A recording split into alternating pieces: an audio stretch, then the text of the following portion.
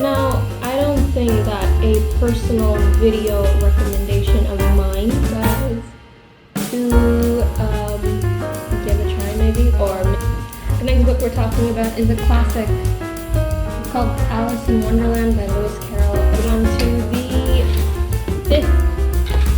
I don't know, thank you so much for watching. Bye.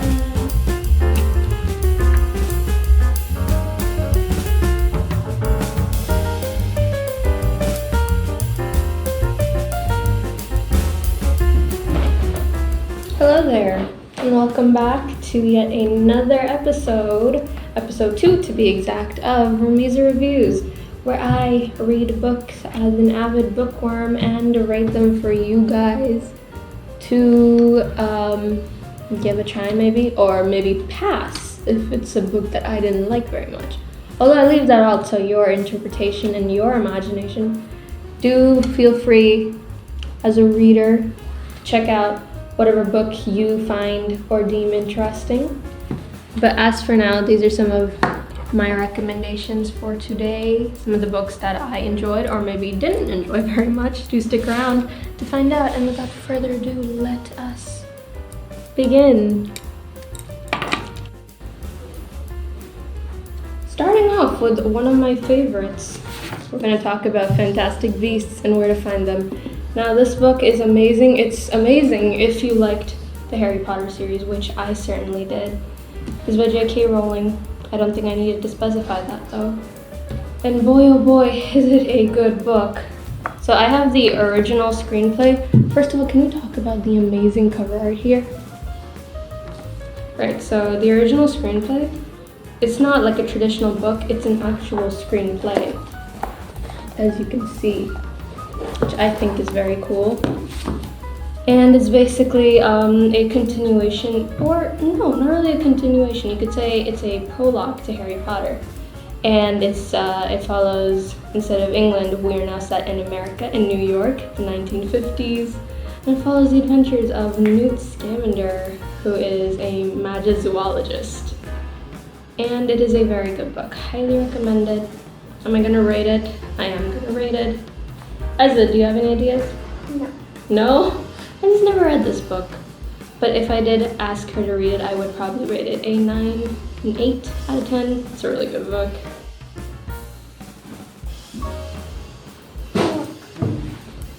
Hello. The next book we're talking about is a classic. It's called Alice in Wonderland by Lewis Carroll, although again, I didn't really need to talk about it because I'm pretty sure most of you have heard about it or have read it yourself. I personally loved both of the movies. There was the live action, and then there was the Disney animated one. They're both really good movies. But if we have to talk about the books, I'll be honest, I didn't love it. It was boring. It was hard to read. It is a bit of a classic, so I totally get it. In its own right, it is a masterpiece, and Lewis Carroll is a celebrated author, but I will be honest, it was hard to read. Probably because it's, I wonder when it was written. I believe it was the 19-somethings, that's for sure. But yeah, it wasn't the best. Oh, it was, okay, Lewis Carroll was born 1832 and then he died in 1898, so it must have been in the 1800s. It was an okay book. If I had to rate it, I would give it a 4, mostly for the great illustrations and pictures. Now, I don't think that a personal video recommendation of mine, a book recommendation at least, would ever be complete without Harry Potter. And I can't believe I'm only mentioning this on like episode 2 of my reviews, because I love this book. I love the Harry Potter series by J.K. Rowling.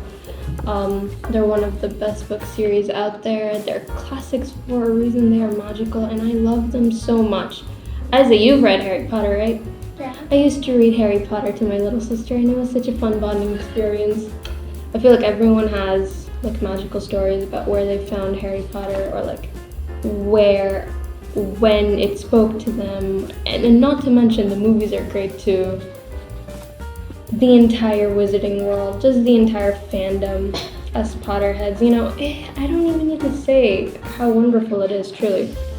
And I do have some bookmarks in here too that I painted. They were just sitting in here. Anyway, it's a really good book. I'm going to rate this one the highest of them all. Probably it's 100 out of 10. It's 1,000 out of 10. It is the best book ever. I'm in love. Moving on to the next one, y'all. I have yet another classic for you guys, and it's The Alchemist by Paulo Coelho. I have a secret to admit here. I kind of stopped reading this midway, and that's because I found it a little bit tedious and a little bit monotonous.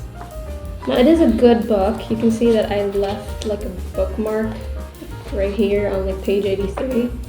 I did like it. I did like the whole mystery and allure and like the magic stuff to it, and I kind of skipped ahead and like spoiled myself for the ending. So maybe I shouldn't have done that. But I don't know, I kind of found it a little bit boring. Again, this is not a book that I loved too much this time around, but maybe I will get back to finishing it once and for all, and maybe I could read it, and maybe I would find it fun this time. I'm not sure. But again, we're gonna rate it.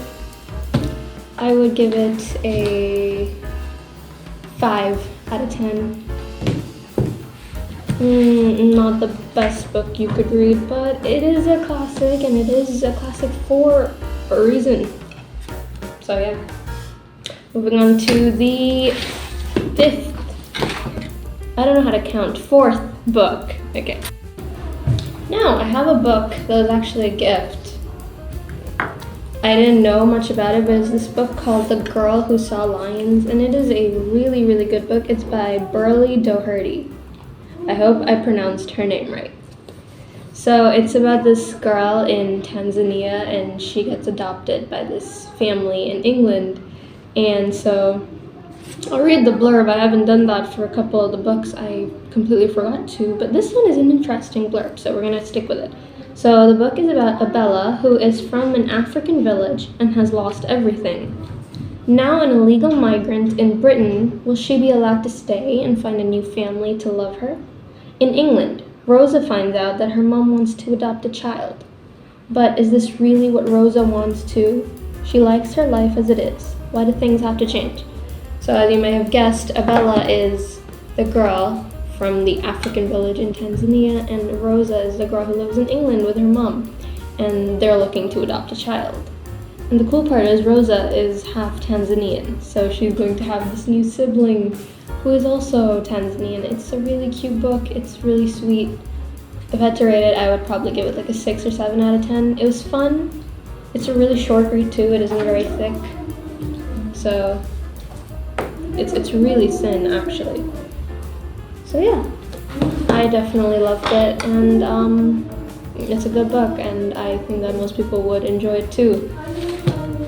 Moving on to the final book. Where are we now? 1, 2, 3, 4, 5. This is the 6th. Okay, moving on to the 6th. We have Percy Jackson. Unfortunately, I am guilty of not having completed the series. I literally only bought the first one, right here, The Lightning Thief.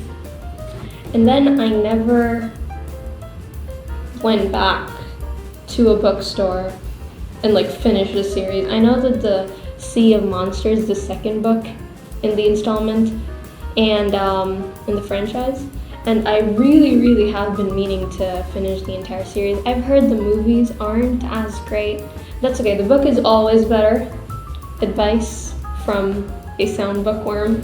Anyway, Percy Jackson itself was a really good book. If you're a fan of Harry Potter, you're probably going to enjoy Percy Jackson a lot. It was a really fun book to read. I kind of love the whole premise of like the Greek gods and goddesses like having these half immortal children, and then those kids are demigods, and then they get to go away to a summer camp. I wish that I could go to Camp Half-Blood at Hogwarts. Yeah, anyway, I'll read the blurb if some of you out there watching don't know what Percy Jackson is about. So it starts with this.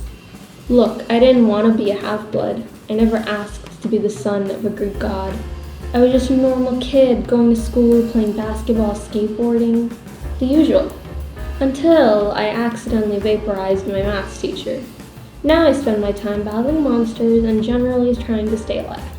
This is the one where Zeus, god of the sky, thinks I've stolen his lightning bolt. And making Zeus angry is a very bad idea. So I'm going to now rate Percy Jackson. If I had to rate this, just the whole reading experience. It also isn't very, very long. It's thick. If I had to rate it, I'd probably give it a 10 out of 10, definitely, for sure. It's a really, really good book.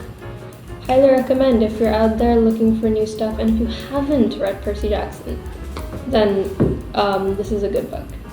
I'm sure that most of you out there, though, have probably read the likes of Harry Potter, as I have here, and Percy Jackson. They're both those books that I feel like every teenager has probably read or seen around, but yeah, they're both really great books, and I'm going to leave you guys with that.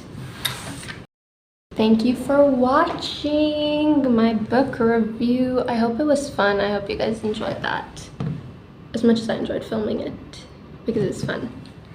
And now I'll probably be wanting to make a part 3 of my little RAMEZAH review series. Let me know if you guys would be interested in yet another part, because I sure would. I will be after buying more books and reading them too, then coming back with a review. Anyway, thank you so much for watching. Bye!